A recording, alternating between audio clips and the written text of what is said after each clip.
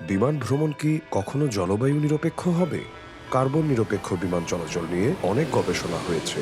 প্রতি বছর বিশ্বব্যাপী মোট কার্বন নিঃসরণের ৩% জন্য দায়ী এভিয়েশন শিল্প, আর এই সংখ্যা আরও বাড়বে বলে আশঙ্কা করা হচ্ছে। অবশ্য এই শিল্পের উদ্যোক্তারা বিমান ভ্রমণকে জলবায়ু নিরপেক্ষ করার লক্ষ্য হাতে নিয়েছে। বর্তমানে দুটি উপায় নিয়ে কাজ চলছে।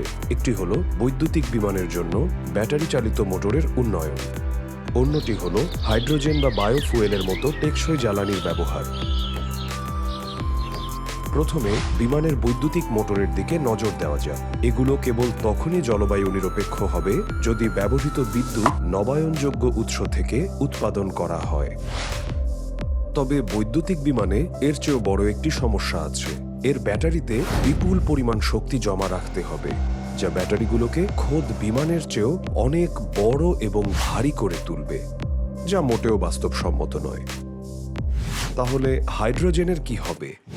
যদিও কেরোসিনের চেয়ে হাইড্রোজেনের কর্মদক্ষতা ৩ গুণ বেশি, কিন্তু এর জন্য অনেক বেশি জায়গার প্রয়োজন হয়। এটি ঠান্ডা করে তরল আকারে রূপান্তরিত করলেও একই কথা প্রযোজ্য।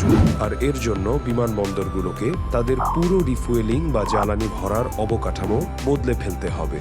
তাহলে বিমানের জন্য বায়োফুয়েলের সম্ভাবনা কতটুকু? অনেক বিশেষজ্ঞ এর উপরই বাজি ধরছেন। বর্তমানে বায়োফুয়েলের সবচেয়ে সাধারণ উৎস হল বায়োমাস এবং ব্যবহৃত রান্নার তেল, কিন্তু এখন পর্যন্ত এর উৎপাদন খুবই নগণ্য।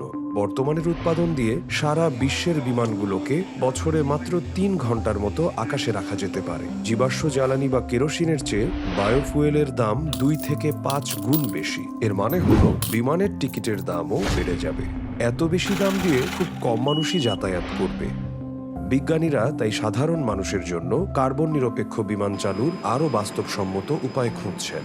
তবে বিশ্বজুড়ে জলবায়ু নিরপেক্ষ বিমান চলাচল বাস্তবে রূপ নিতে আমাদের আরও কয়েক বছর অপেক্ষা করতে হবে।